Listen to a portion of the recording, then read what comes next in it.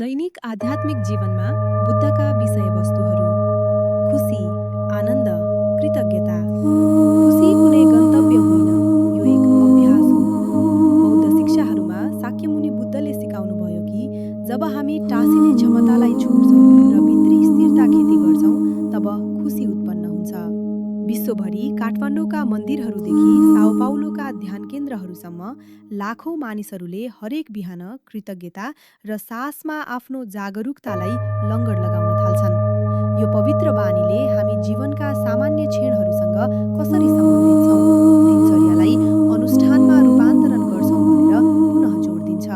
धर्ममा जरा गाडेको आनन्द क्षणिक आनन्दभन्दा फरक छ।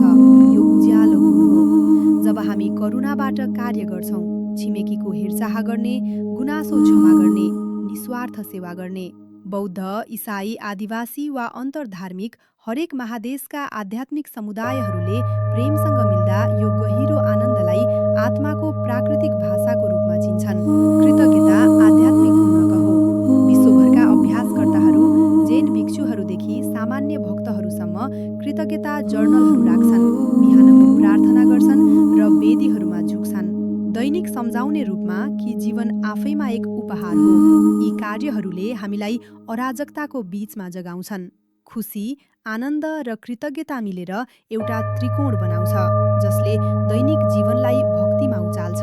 हरेक आत्मालाई, हरेक संस्कृतिमा यो जागरण यहाँ, अहिले, यो सासमा उपलब्ध छ भनेर सम्झाउँदै।